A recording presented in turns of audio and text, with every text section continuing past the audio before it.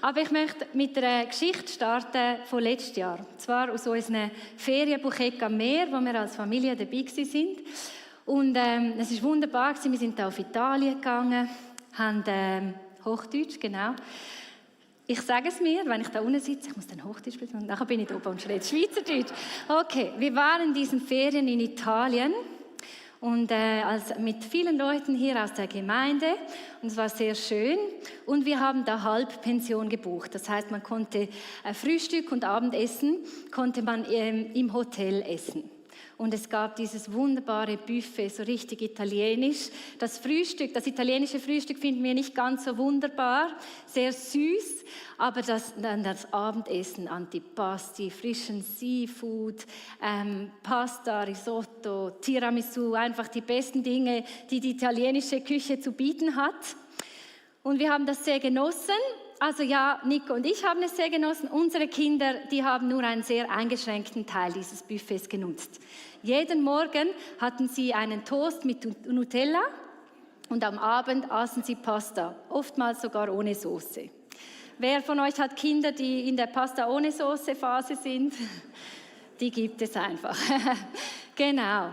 Und irgendwann kam dann unser Freund Dominik auf uns zu und hat gesagt, weil er hat Kinder im gleichen Alter, die genau ähnliches Essverhalten haben, hat gesagt, wisst ihr, wie viel wir pro Tag für die Kinder, für die Halbpension bezahlt haben? Und dann haben wir so angefangen zu überlegen, ich weiß den Betrag nicht mehr, ist auch egal, aber die Kinder haben wahrscheinlich für unter 5 € pro Tag gegessen an diesem Buffet und wir haben sicher viel mehr für dieses Buffet bezahlt. Und wir waren so einen Moment so, das ist viel, viel Geld. Und wisst ihr, ich liebe es, für meine Familie zu kochen. Ich koche gerne und ich liebe es auch, mit der Familie zusammen zu essen. Die Nacharbeit, und fairerweise muss ich sagen, dass Nico die auch oft macht, so das Aufräumen der Küche, das liebe ich dann nicht so. Oder so 3-mal am Tag unter den Tisch staubsaugen, weil es Brösmeli und Reiskörnli und die Pasta-Nüdeli wieder aufsammeln, ist jetzt nicht mein Favorite. Und ich habe so gemerkt, jedes Mal, wenn ich von diesem Tisch im Hotel aufgestanden bin, noch so einen Blick zurückgeworfen habe, habe ich gedacht, wow, jetzt darf ich einfach gehen. Ich muss diesen Tisch nicht aufräumen. Ich muss das Tischtuch nicht waschen. Die Leute vom Hotel werden unter dem Tisch sauber machen. Ich muss es nicht. Das ist für mich Ferien. Und ich habe das so genossen, dass ja, wir haben das Essen bezahlt. Oder wenn man nur das Essen anschaut, dann war es wahnsinnig wenig, dass wir von dem, was wir bezahlt haben, genutzt hatten. Die Kosten waren groß. Aber der Gewinn, den ich davon hatte, dass ich nicht noch aufräumen musste, nicht waschen, nicht putzen, das war unglaublich mehr, als dieser Betrag, den wir bezahlt haben. Und hier einfach auch noch einmal ein Kompliment an alle Mamas, die Tag für Tag kochen, putzen, sauber machen, die Kinder 3-mal umziehen, weil die T-Shirts nach jedem Essen dreckig sind. Ihr seid Heldinnen. Und ich sage das im Bewusstsein, dass viele Männer auch mit anpacken. Aber heute ist Muttertag, deswegen danke, liebe Mamas.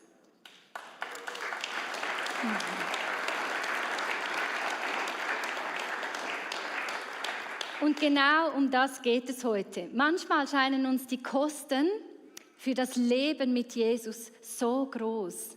Und wir vergessen, dass der Gewinn eines Lebens mit Jesus unermesslich groß ist. Und das wollen wir heute zusammen anschauen, auch mit dieser Geschichte von eben Simon, später Petrus genannt, einer später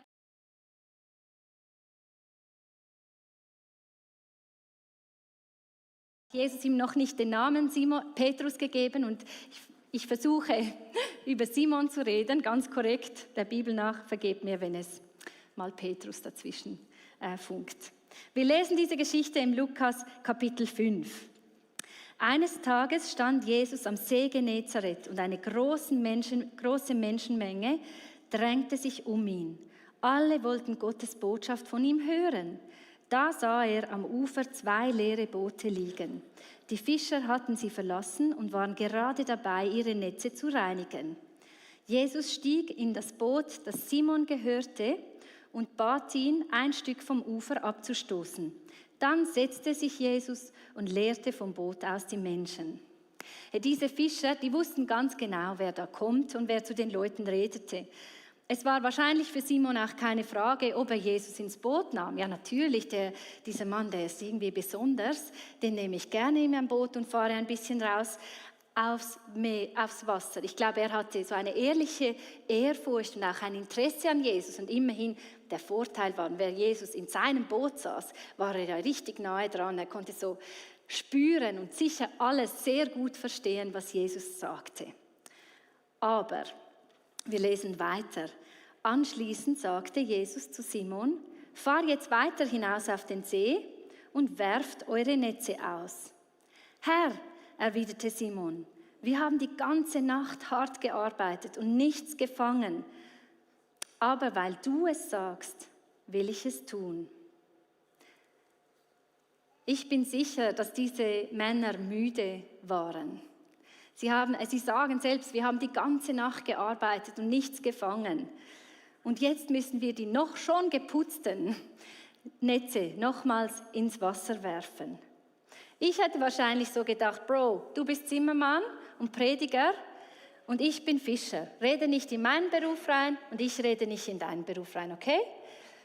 Aber Simon sprach Jesus mit Herr an.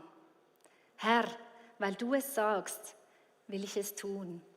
Und der Begriff für Herr, der hier verwendet wird, der bedeutet Chef oder auch Befehlshaber oder Führer.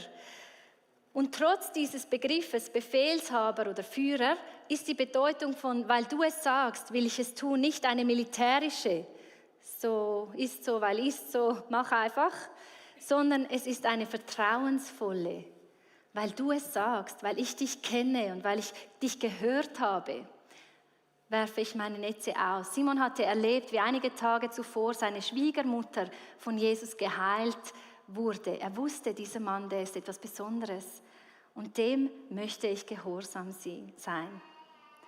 Also, sie warfen ihre Netze aus und sie fingen so viele Fische, dass die Netze zu reißen begannen. Deshalb winkten sie den Fischern im anderen Boot, ihnen zu helfen. Sie kamen und bald waren beide Boote bis zum Rand beladen, so dass sie beinahe sanken. Als Simon Petrus das sah, warf er sich vor Jesus nieder und rief: Herr, geh weg von mir, ich bin ein sündiger Mensch. Er und alle anderen Fischer waren erschrocken und erstaunt über diesen Fang. Auch Jakobus und Johannes, die Söhne von Zebedäus, die mit Simon zusammenarbeiteten. Simon wurde sich in diesem Moment so bewusst, das war das Wirken Gottes. Das ist nicht menschlich. Und als Jude wusste er, dass wenn ich Gott sehe, dann muss ich sterben. Das ist ein Gesetz, wer Gott sieht, der darf nicht leben. Und er hat gesagt, deswegen sagt er, geh weg von mir, Jesus, sonst muss ich sterben. Ich habe diese göttliche Macht erlebt, geh weg von mir. Aber Jesus reagiert auf ihn ganz anders. Er sagt, fürchte dich nicht. Du wirst von nun an keine Fische mehr fangen, sondern Menschen für mich gewinnen. Sie brachten das Boot an Land, ließen alles zurück und gingen mit Jesus. Also Jesus begegnet Simon danach nicht als ferner, heiliger Gott. Ja, ich bin Gott und du bist ein Mensch. Sondern er sagt, hab keine Angst vor mir. Und das bedeutet nicht, hab keine Angst, sondern hab keine Angst, mir nahe zu sein. Fürchte dich nicht. Nein, nicht einmal nur sei mir nahe, sondern komm mit mir, folge mir nach. Und er spricht über Simon eine Berufung aus. Du sollst fischen, aber du sollst nicht mehr Fische fischen, sondern du sollst ein Menschenfischer sein. Und die Bedeutung von Menschenfischer ist, du sollst Menschen zum Leben fischen, damit sie das Leben finden. Und Simon, sowie auch die Fischer, die bei ihm waren, Andreas, sein Bruder, und Johannes und Jakobus, sie ließen alles liegen und folgten Jesus nach. Und ich bin so begeistert ab dieser Geschichte, weil sie so reichhaltig und so wunderbar ist. Da gibt es so vieles, was wir lernen können über Gott, über uns als Menschen und über das Leben. Aber am Schluss dieser Geschichte entscheiden sich diese 4 Männer, alles aufzugeben und Jesus nachzufolgen. Sie geben Jesus ihr volles Ja.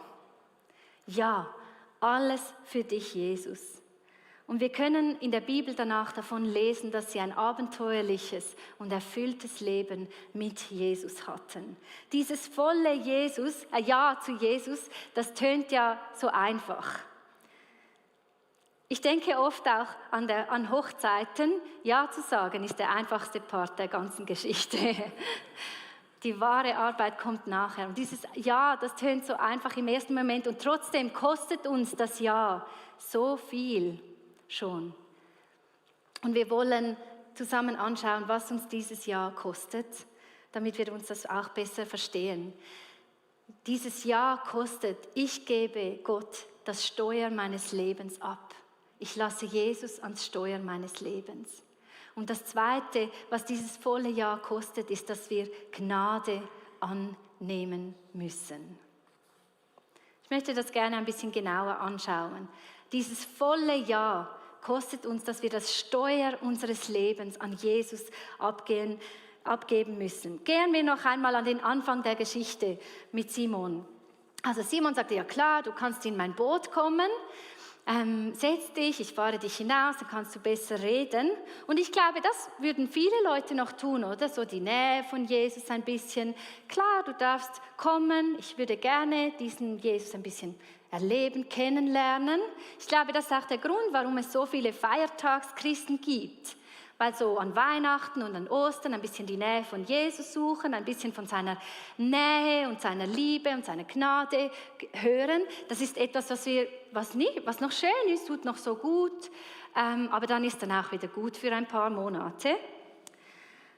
Aber Simon wurde danach plötzlich konfrontiert mit mehr als nur Nähe. Es kam eine Aufforderung, der er nun gehorchen sollte. Und obwohl er müde war und obwohl die Netze frisch gewaschen waren, sagte Simon, okay, weil du es sagst, gehe ich noch einmal. Und er war gehorsam. Simon wusste, in diesem Boot ist Jesus jetzt der Herr. Er ist der Chef. Und wenn er sagt, dann werde ich gehorchen.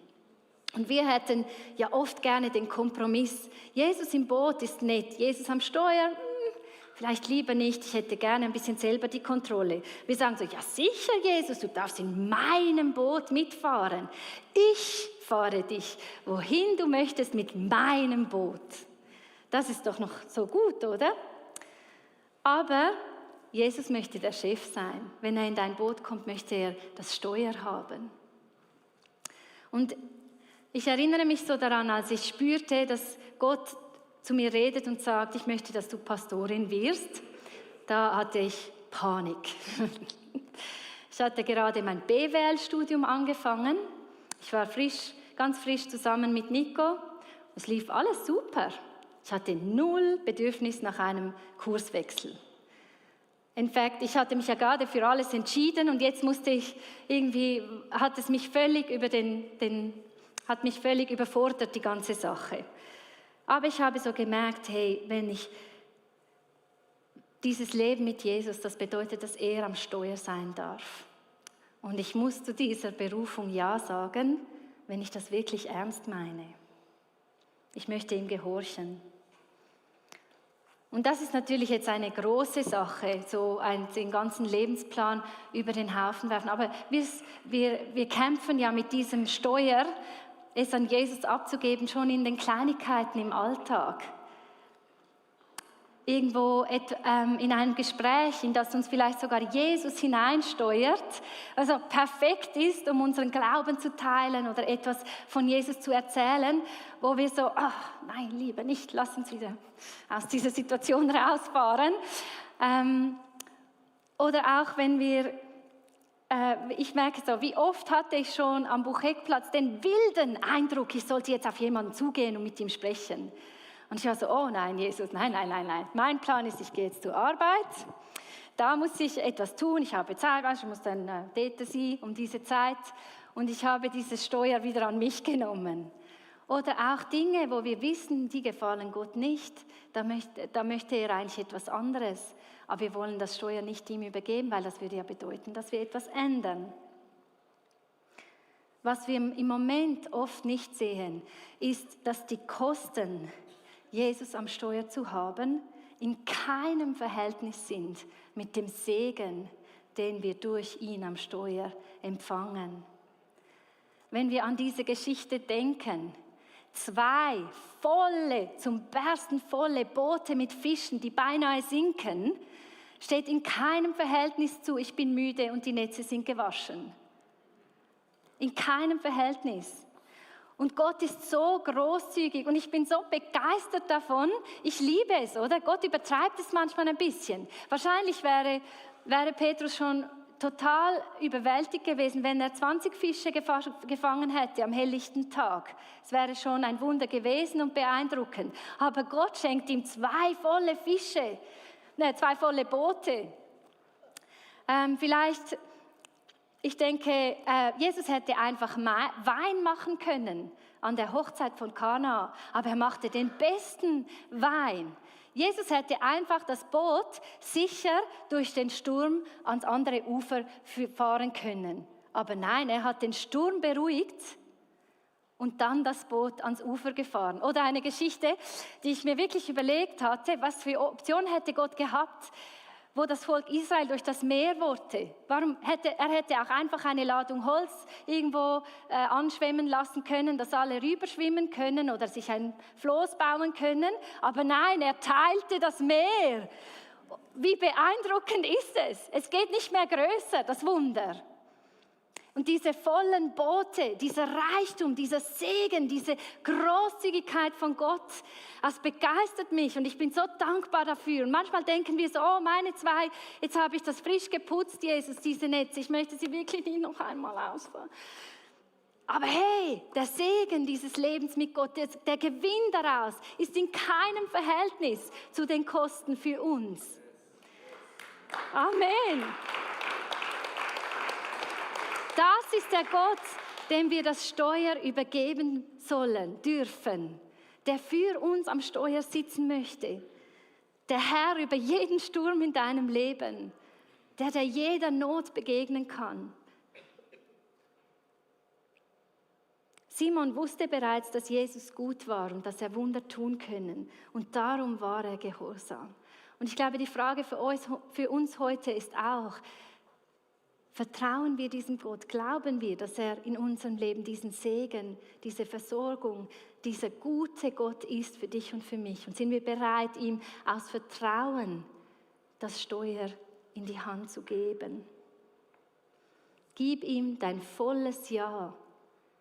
Gib ihm das Steuer deines Lebens. Und das Zweite ist, dass es uns dieses volle Ja kostet uns, dass wir Gnade annehmen. Simon erlebte Gottes Macht in diesem Fischfang. Eben nicht 20 Fische, sondern 2 übervolle Boote. Und damit erkannte er Gott, aber er kannte auch sich selbst, wer er war und seine Natur, die Gott so in keiner Weise gleich war, so in keiner Weise würdig. Jesus war Gott, er war perfekt, er war ohne Fehler, er war mächtig, ohne Schlechtes. Und dennoch scheuchte er diesen Menschen, der offensichtlich nicht würdig war, nicht weg. Nein, er sagte, fürchte dich nicht, ich lade dich ein, mit mir zu sein. Ich lade dich ein, mit mir zu gehen. Und diese Einladung Gottes, komm und sei mit mir, auch wenn du nicht würdig bist, weil du fehlerhaft bist und ich bin es nicht. Ich lade dich ein, mit mir zu sein. Ich lade dich ein, eine Beziehung zu mir zu haben. Das tut Gott bis heute. Unsere Sünde, der Fakt, dass wir eben lieber das Steuer selbst halten, trennt uns von Gott. Aber Jesus ist gekommen, er ist am Kreuz gestorben, um diese Schuld, die wir für unser Festhalten am Steuer bezahlen müssten, diese hat er bezahlt für uns durch seinen Tod. Und so ist diese Beziehung zu Gott wieder möglich. Das ist eine unglaubliche Gnade, weil wir können nichts tun für diese Gnade. Wir müssen sie einfach annehmen, wie ein Geschenk. Und das ist eine Herausforderung. Das ist auch etwas, das polarisiert, weil normalerweise bekommen wir nicht einfach so gratis Geschenke. Vor allem nicht solche von solchem Wert. Es gibt viele Menschen, die respektieren Gott. Auch Jesus ist auch ein respektierter Prophet im Islam. Aber Jesus ist nicht nur ein Prophet. Er ist nicht nur ein guter Mensch, der einmal gelebt hat. Er ist der Erlöser der Welt, der Retter. Und wir sollen ihn nicht nur respektieren. Er möchte eine Beziehung zu uns haben. Er möchte uns nahe sein. Aber das bedeutet, dass wir diese Gnade, diese Vergebung annehmen, dass wir uns eingestehen, wir brauchen Gnade. Nein, wir schaffen es nicht alleine, uns in die richtige Richtung zu steuern mit unserem Bötli. Wir brauchen ihn, der uns vergibt und der das Steuer nimmt. Ohne ihn geht es nicht. Und das sagt Jesus auch selbst im Johannes 14, Vers 6. Ich bin der Weg, ich bin die Wahrheit und ich bin das Leben. Ohne mich kann niemand zum Vater kommen. Und das ist wahrscheinlich der Bibelvers, der die Welt am meisten anstößig findet. Weil er sagt, dass Jesus ist die einzige Lösung. Das ist das Problem, das polarisiert. Ein Leben in der Nähe von Jesus, Jesus als interessanter Mann, als guter Mensch, kein Problem. Jesus als der einzige Weg, als der Erlöser, den du brauchst, großes Problem. So sieht es unsere Gesellschaft. Aber Jesus steht vor Simon und vor dir und vor mir heute und er lädt uns ein, hab keine Angst. Ich lade dich ein, mit mir zu sein. Ein Leben mit mir zu führen. Und dieses volle Ja zu Jesus, es kostet uns unseren Stolz. Weil wir müssen uns eingestehen, ich brauche Jesus, ich kann es nicht alleine. Und ich muss diese Gnade für mich annehmen.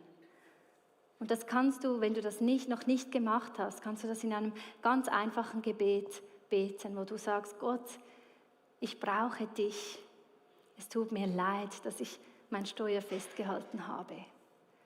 Und ich übergebe dir das Steuer heute meines Lebens. Hey, und die Folgen dieser Entscheidung, die sind so großartig. Wir werden Frieden mit Gott haben. Römer 5,1. Nachdem wir durch den Glauben von unserer Schuld freigesprochen sind, haben wir nun Frieden mit Gott durch unseren Herrn Jesus Christus. Du wirst einen Neustart kriegen. Und wie gut ist ein Neustart manchmal? Gehört also jemand zu Christus, dann ist er ein neuer Mensch. Was vorher war, ist vergangen. Etwas völlig Neues hat begonnen. 2. Korinther 5,17. Dein volles Ja bedeutet, zuzugeben, dass du Gnade brauchst. Dass du es nicht allein kannst. Und das ist eine Gnade, die Gott dir gerne gibt. Ja, Simon und die anderen Fischer, sie hatten diese 2 vollen Ja's gegeben. Sie wussten, dieser Mann ist Gottes Sohn. Er ist so heilig, er ist so wunderbar, aber er lädt uns ein, ihm nahe zu sein. Er ist uns gnädig, trotz unserer Versagen. Und sie wussten, ihm wollen wir gehorchen. Und so gingen sie mit ihm. Sie ließen diese 2, und das ist mir erst jetzt beim Studieren dieser Geschichte aufgefallen in der Vorbereitung, sie ließen 2 volle Boote einfach zurück. Sie liefen weg vom Fang ihres Lebens und liefen Jesus nach. Warum haben sie das getan? Nicht, weil Fische plötzlich unwichtig waren oder weil Arbeit schlecht ist, sondern weil sie verstanden haben, da steht jemand vor uns und der ist alles, der ist so viel mehr, als wir jemals festhalten können. Wir mögen es, etwas in der Hand zu haben, Sicherheit, Fische, die man verkaufen kann und dann leben davon. Aber dieser Mann, der ist so viel mehr, als wir jemals festhalten können. Und Simon hat nicht nur ein Wunder erlebt, er hat nicht nur gesagt, wow, Jesus ist so beeindruckend.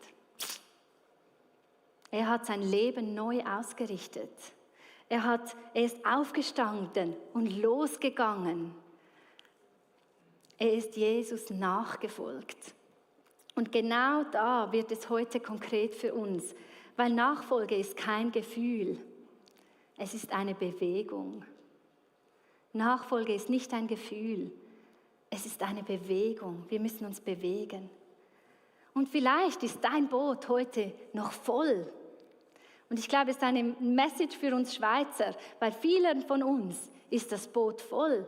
Wir haben Sicherheit, wir haben Versicherungen sowieso für alles. Und dein Leben läuft gerade gut. Vielleicht hast du Dinge, die dir Sicherheit geben und an denen kannst du dich festhalten. Diese Fischer mussten nichts Schlechtes zurücklassen, aber sie ließen etwas Gutes zurück für etwas noch Besseres.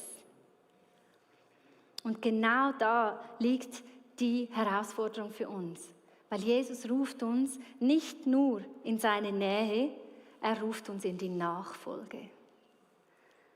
Nicht nur komm und hör mir zu, sondern komm und gehe mit mir. Und diese Einladung, die gilt bis heute noch.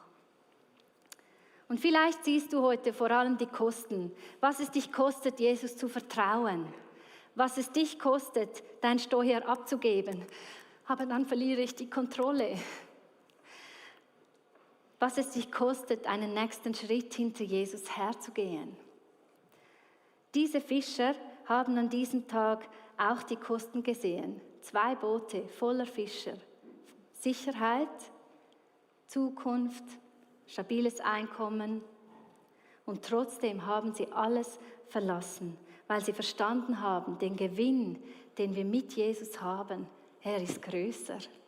Das ist besser. Das Leben mit Jesus ist so viel besser. Es wird ein gutes und erfülltes Leben sein. Nicht ein einfaches, aber das beste Leben, was wir uns je wünschen oder vorstellen könnten. Du musst nicht alles auf einmal tun, heute. Aber es fängt damit an, dass wir einen Schritt tun. Dass wir vom Gefühl in die Bewegung kommen. In die Nachfolge. Vielleicht ist es dran, dass du heute sagst, Jesus, ich gebe dir das Steuer meines Lebens. Jesus, ich habe dir das Steuer gegeben, aber diesen Bereich habe ich gerne für mich behalten. Heute darfst du in diesem Bereich das Steuer übernehmen. Vielleicht ist es dran, dass du ihn fragst, wo willst du mich hinführen? Das ist meine Sicherheit und ich liebe sie. Aber wo willst du hinsteuern? Du hast das Steuer. Vielleicht ist es dein erster Schritt überhaupt und du sagst, Jesus, ja, Jesus, ich brauche dich. Oder vielleicht ist dein Schritt auch, dass du diese Hoffnung, die du in Jesus hast, dieses erfüllte Leben, dass du aus diesem erfüllten Leben mit anderen teilst, dass du zu einem Menschenfischer wirst, dich entscheidest, ja, ich möchte Menschen fischen, damit sie zum Leben finden mit Jesus. Aber egal, wo du stehst heute Morgen, die Einladung ist da. Komm und folge mir nach. Komm und bewege dich mit mir. Komm mit mir auf den Weg. Und deshalb diese Frage noch einmal ganz persönlich. Was ist dein nächster Schritt? Wo hältst du noch fest? Und wo bist du bereit, dein volles Ja für Jesus zu geben? Weil wir müssen wissen, ein halbes Jahr verändert wenig. Das volle Ja, dein ganzes Ja, es verändert alles. Und du wirst diesen Segen von Gott erleben auf die verschiedensten Arten. Und es ist das beste Leben, was wir haben können. Lasst uns zusammen aufstehen und während wir dieses nächste Lied singen, bitte ich, dass das Ministry-Team nach vorne kommt, die Kleingruppenleiter und sich bereit machen fürs Gebet und dass du diese Fragen für dich noch einmal so aufnimmst. Wo scheinen mir auch die Kosten für das Leben mit Jesus, die Kosten, das Steuer abzugeben, die Kosten, Vergebung zu empfangen, zuzugeben, ich schaffe es nicht alleine. Wo scheinen sie mir zu groß? Aber ich möchte mich auf diesen Jesus ganz neu einlassen. Ich möchte ihm das Steuer übergeben. Bewege das so vor Gott. Und wenn du merkst, auch du möchtest es mit jemandem bebeten, mit jemandem darüber sprechen, dann komme nach vorne und nimm Gebet in Anspruch. Du kannst auch nach vorne kommen, wenn du ein Anliegen noch hast, für das du gerne mit jemandem beten möchtest, wenn du Heilung brauchst oder eine Not hast. Und wenn du sagst, hey, das ist das erste Mal, wo ich das Steuer Gott übergebe, wo ich diese Gnade für mich persönlich annehme, dann komme auch nach vorne und bete mit jemandem zusammen. Im gemeinsamen Gebet liegt auch so viel Kraft. Jesus, ich danke dir, dass du alles für uns gegeben hast und dass du, obwohl du so heilig, so herrlich, so stark, so wunderbar bist, uns einlädst, mit dir zu leben, dir nahe zu sein, mit dir zu gehen, dir nachzufolgen. Danke, dürfen wir als ganze Kirche heute Morgen einen nächsten Schritt gehen, dir nachfolgen, in Bewegung kommen, mit dir den Weg zu gehen. Danke, dass du hier bist mit deiner Gnade, mit deiner Güte und mit deinem Segen und uns einfach tief, tief berührst.